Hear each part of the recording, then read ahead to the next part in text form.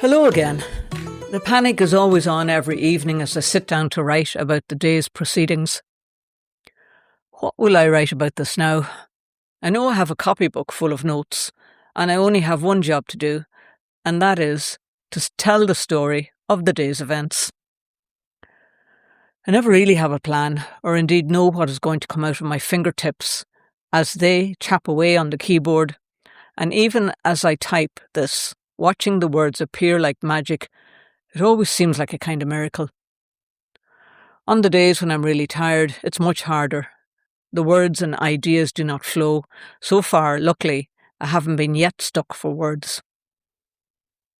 Writing in a way that informs without boring people to death becomes even more challenging when complex legal and technical issues also need to be explained. I keep hoping I get a little bit quicker at it, for the writing is the slowest part of the podcast. Once I begin, it's like a stream of consciousness, and before I know it, 2 or 3 hours have gone by, and lo and behold, suddenly there are 3 or 4 pages of content ready to record.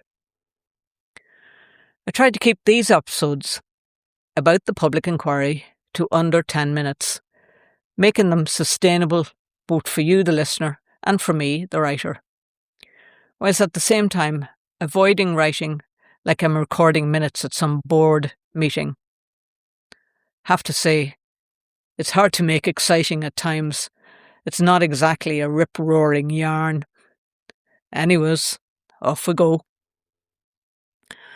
The first business of the day was conversation around the possibility of attendance at the public inquiry by some of the expert witnesses. Their attendance has been severely compromised by the constant timetable changes, which was aptly described by one of our expert witnesses as a movable feast. Once again, various parties promised to update the Commission after lunch as to whether their experts could attend. We will wait and see.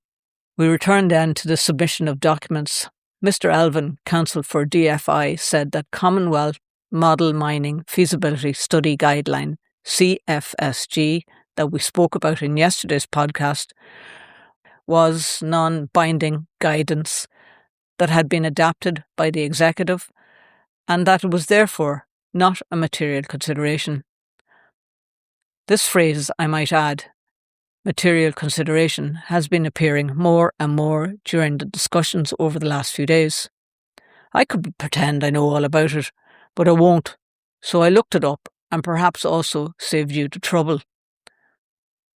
This is what Google says. In UK planning law, a material consideration is any factor that a local planning authority is legally allowed to take into account when deciding a planning action.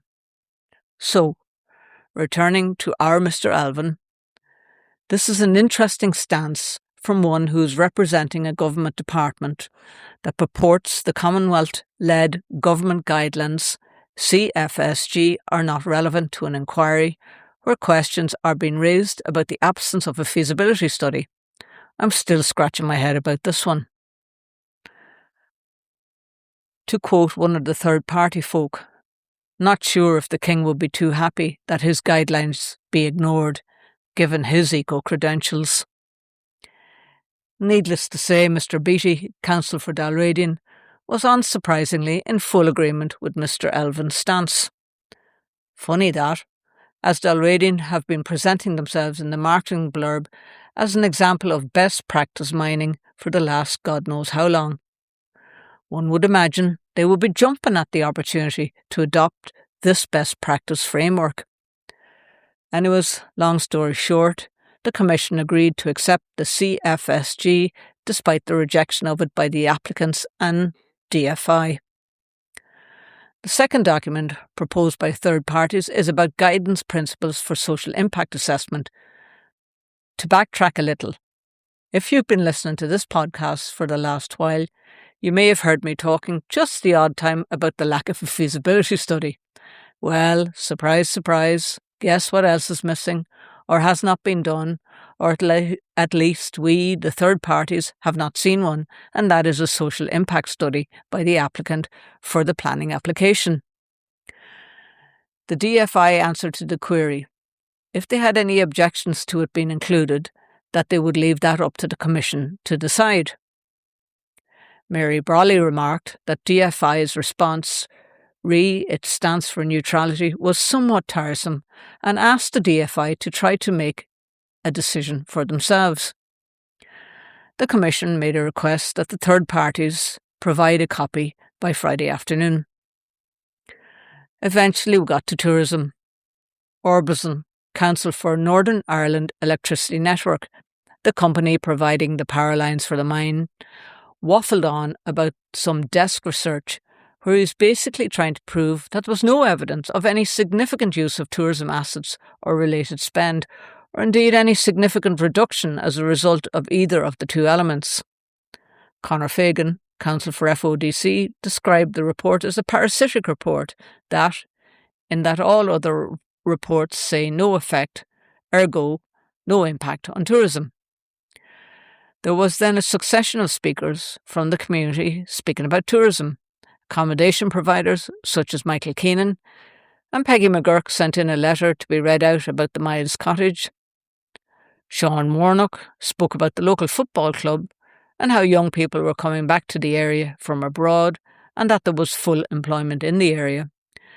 Emma McAleer said the proposed gold mine would industrialise the Sperrin landscape, threaten tourism, undermine the area's identity as a place of nature, heritage and outdoor recreation. She argued that regenerative and community-led tourism plans for the region are incompatible with large industrial mines and warned it could deter future funding and investment in tourism, heritage and environmental projects. She urged government departments to fully scrutinise the application before making a decision that will affect local communities for generations.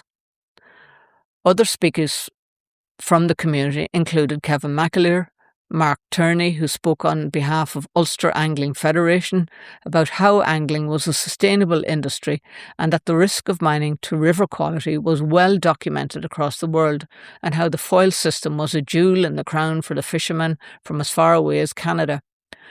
That fishing brings in $2 million a year to local communities, and 778 jobs are associated with the fishing. I suppose what will stay with me from this conversation about tourism is a comment from one of the third parties, which was, tourism invests in people, places and communities here at home. Mining extracts wealth and exports it elsewhere.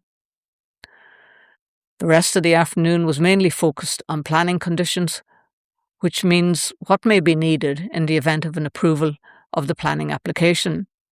This was neatly summed up by Billy Donnelly, 30-year campaigner against the Cavanagh mine just outside Omagh.